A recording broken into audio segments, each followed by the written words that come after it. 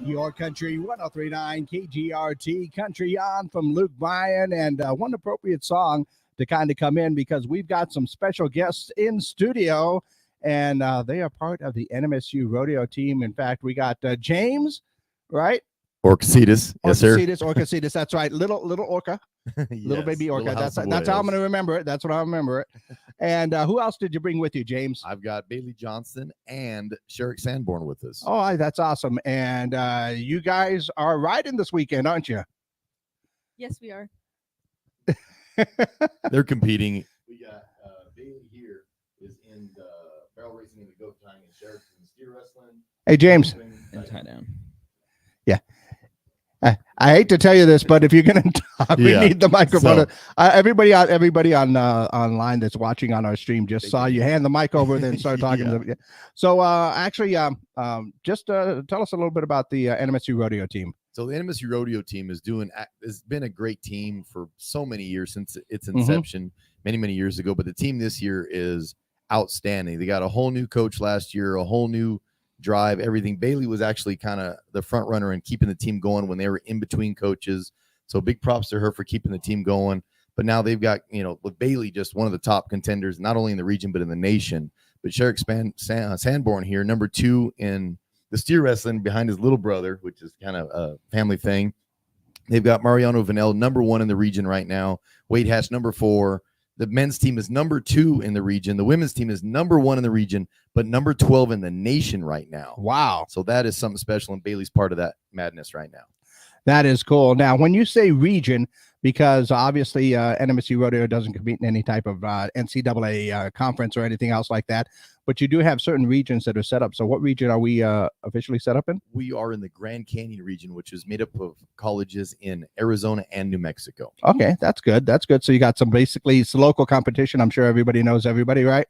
Kind of, and not really, because a lot of the college recruit from Canada, we've got several contestants from Washington State. So just like the NCAA, you get contestants from all over the nation. Also Australia, Mexico, it is larger than life now. Okay. I have a little thing in my mind that says Canadian Rodeo. I don't know about that. Yes, they're actually, some of those Canadians, the tie-down ropers are outstanding. The Bronc riders are probably the best to ever come out of the world right now. And that's actually encouraging. That really is, because the more people that you get that are coming around and getting into it.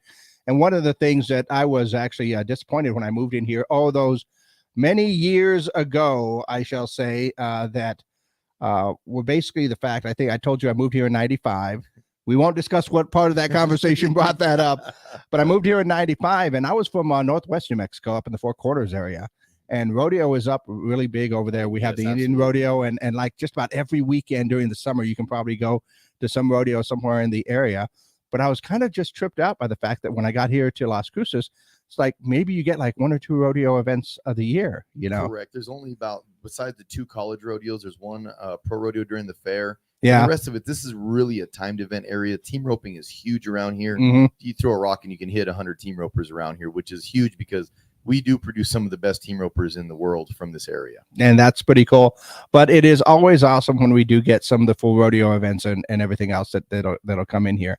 And how long has the rodeo team been at NMSU? I've been there for, correct me if I'm wrong, I want to say it's at the 45-year mark, 46 years. Okay. And they've got, and the honest truth is they have more national championships on the rodeo team than every other sport put together at New Mexico State University. See, and that's something that a lot of people should be talking about on the university. I think about that. But let's go ahead and get some of our team members in here and tell me, what events are you competing in this weekend?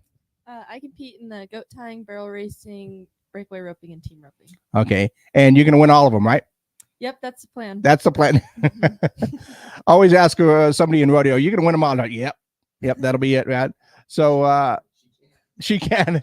No doubt about that. I'm going to be looking for those names right there. I want you to give me that information. Get it over to Tyler or something. Let me know how you guys did this weekend, because I think it's going to be pretty good. Okay. But how's your experience been on the NMSU Rodeo team?